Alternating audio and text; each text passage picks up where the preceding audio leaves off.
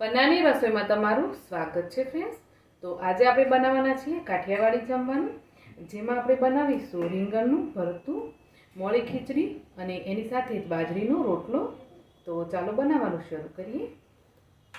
રીંગણનું ભરતું કે પછી રીંગણનો ઓળો બનાવવા માટે આપણે જોઈશે રીંગણ। તો મારી પાસે આ રીતે મીડિયમ સાઇઝના રીંગણ છે। તો અહીંયા છે ને રીંગણને ધોઈ અને સાફ કરી લીધા છે અને અહીંયાથી મેં થોડું થોડું કટ કરી લીધું છે। તો આ ડીંટ્યું છે ને એને આપણે રહેવા દેવાનું, એને નથી કાપવાનું, ખાલી અહીંયાથી થોડું થોડું એને કાપીને હટાવી દેવાનું।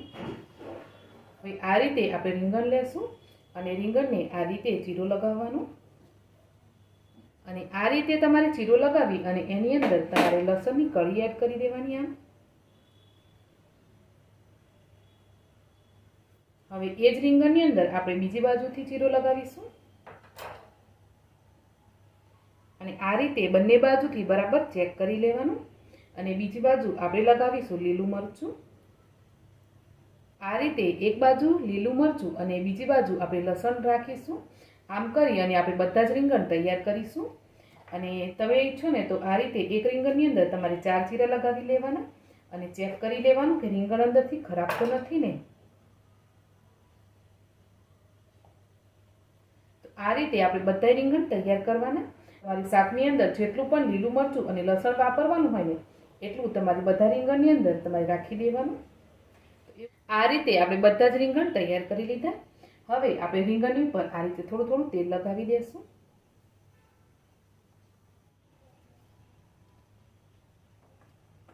બધા જ રીંગણની ઉપર આપણે આ રીતે તેલ લગાવી દીધું। તો આ રીતે રીંગણને તૈયાર કરી લેવાના પહેલા અને હવે આપણે રીંગણને શેકીશું।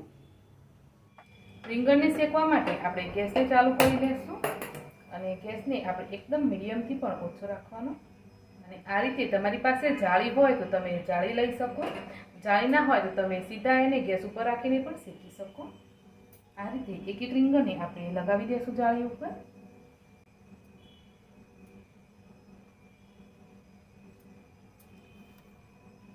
થોડી થોડી વારે રીંગણને આપણે આ રીતે પલટાવતા જઈશું અને સરસ શેકી લેવાના। રીંગણને હું શેકવા માટે બાજુની સાઈડે રાખું છું અને આ બાજુ આપણે ખીચડી બનાવીએ। ખીચડી બનાવવા માટે સૌથી પહેલાં આપણે 1 વાડકી ચોખા લેશું, અડધી વાડકી મગની છોતરાવાળી દાળ। દાળ ચોખાને પાણીથી પહેલાં ધોઈ લઈએ આપણે। આ રીતે મેં દાળ ચોખાને ધોઈ લીધું। ગેસ ચાલુ કરી અને કુકર રાખીશું। વઘાર માટે 2 મોટી ચમચી જેટલું તેલ લેશું, અડધી ચમચી આપણે રાઈ એડ કરીશું, અડધી ચમચી જીરું અને અજમો એડ કરીશું વઘારની અંદર, અડધી ચમચી મેથી દાણા। વઘાર તૈયાર થઈ જાય એટલે આપણે ધોયેલા જે દાળ ચોખા છે ને એ એડ કરી દઈશું।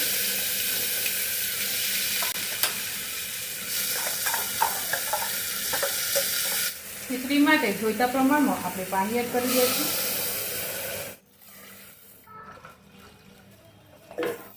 પાણી એટલું એડ કરવાનું કે ખીચડી બરાબર ચડી જાય અને થોડી એ ઢીલી પણ રહે। તો 1/2 કપ જેટલું આપણે દાળ ચોખાને મિક્સ કરીને લીધું છે। તો 3.5 કે પછી 4 વાડકી જેટલું તમારે પાણી એડ કરી દેવાનું।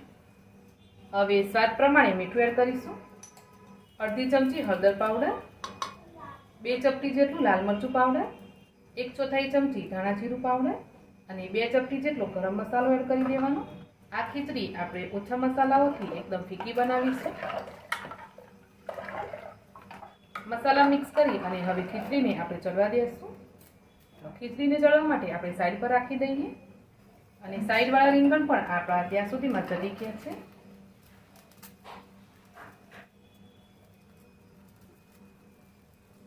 તો ભરતા માટેના આપણા રીંગણ છે એ આ રીતે સરસ ચડી ગયા છે। તો આપણે રીંગણને કાઢી લઈશું।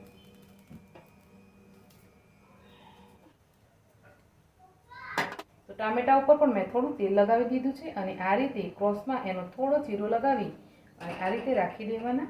આ રીતે 3 મીડિયમ સાઇઝના ટામેટાને આપણે શેકી લઈશું। ટામેટા પણ સરસ શેકાઈ ગયા, તો આપણે ટામેટા પણ કાઢી લઈશું। હવે રીંગણ અને ટામેટા જ્યારે ઠંડા થાય ત્યારે એની છાલ આપણે કાઢી લઈશું। રીંગણ અને ટામેટા સરસ ઠંડા થઈ ગયા। તો સૌથી પહેલાં આપણે શું કરીશું કે આપણે જે લસણ અને મરચાં અંદર નાખેલા ને એ કાઢી લઈશું।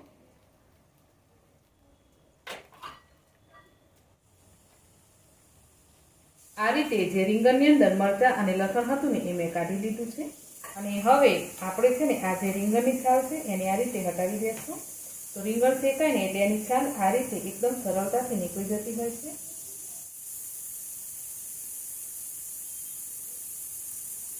બધા જ રીંગણની છાલ હટાવી લીધી છે અને રીંગણ આપણે લીધેલા 500 ગ્રામ.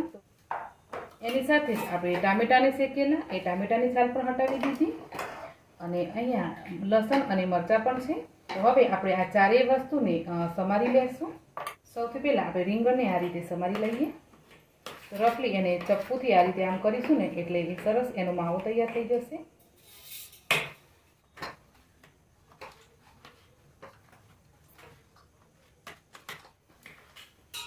આ જે રીંગણના લીટા છે એને આપણે આ ટાઈમે કાઢી નાખવાના. આ રીતે આપણે રીંગણનો માવો કરી લીધો અને હવે ટામેટાનો માવો કરી લેશું.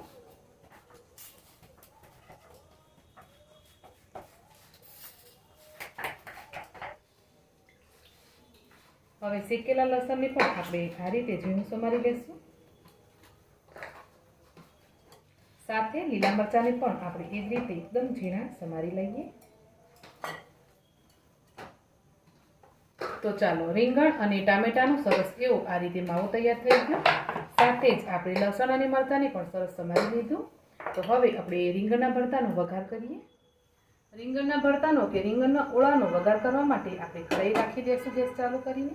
હવે આપણે 2 થી 3 મોટી ચમચી જેટલું તેલ એડ કરીશું.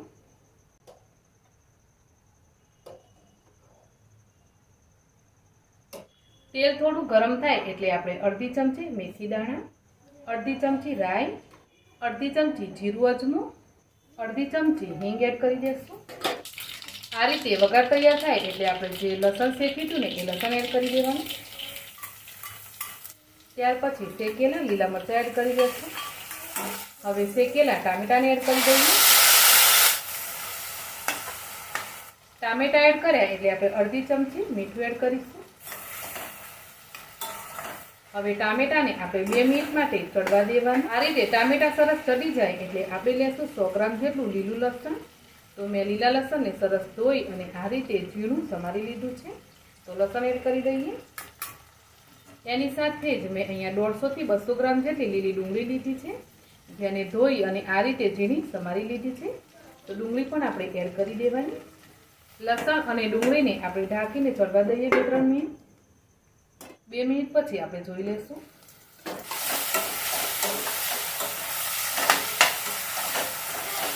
ડુંગળી અને લસણ પણ સરસ ચડી ગયા. તો હવે આપણે બધા મસાલાઓ કરી લઈએ.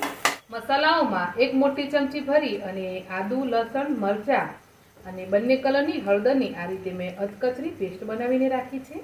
તો આ પેસ્ટ આપણે એડ કરી દઈશું. અડધી ચમચી હળદર પાવડર એડ કરીશું. 1 થી 1.5 ચમચી જેટલો આપણે ધાણા જીરું પાવડર એડ કરી દેવાનું. 1/4 ચમચી ગરમ મસાલો અને અડધી ચમચી આપણે લાલ મરચું પાવડર એડ કરીશું. તો તીખાસ પ્રમાણે તમારે મરચું એડ કરવાનું. બધા જ મસાલાઓને મિક્સ કરી લઈએ.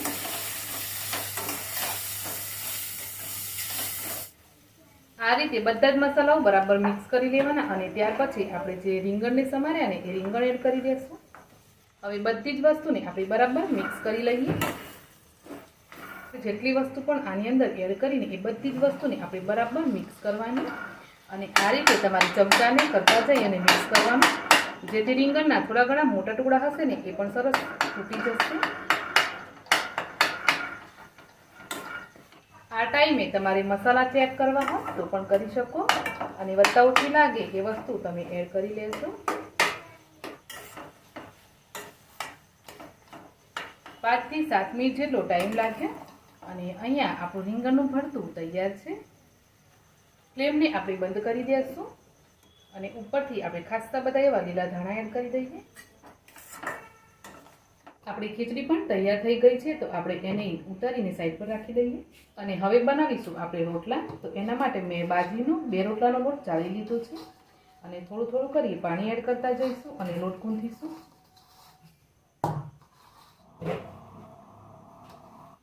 લોટ ગૂંથાઈ જાય ને એટલે આપણે 2 ભાગ કરી લેશું અને એક ભાગને આપણે ફરીથી થોડું મસળી લેવાનું. આ રીતે લુવો બનાવી અને હાથને ભીના કરીશું અને રોટલો બનાવીશું.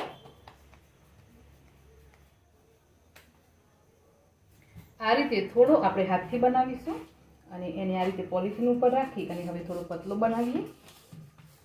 રોટલાને આપણે રીંગણના ભરતા સાથે સર્વ કરવાનો છે, એટલે જેટલો બને ને એટલો એને પતલો બનાવીશું. તો ચાલો, રોટલો આપણો બની ગયો અને તવો પણ ગરમ છે, તો રોટલાને આપણે શેકી લઈએ. ધીમેથી આ રીતે કાગળ હટાવી અને રોટલાને આપણે તવા પર રાખી દેવાનો. એક બાજુથી ચડે એટલે એને પલટાવી અને બીજી બાજુથી ચડવીશું અને બીજો રોટલો પણ આપણે આ જ રીતે બનાવી લઈએ.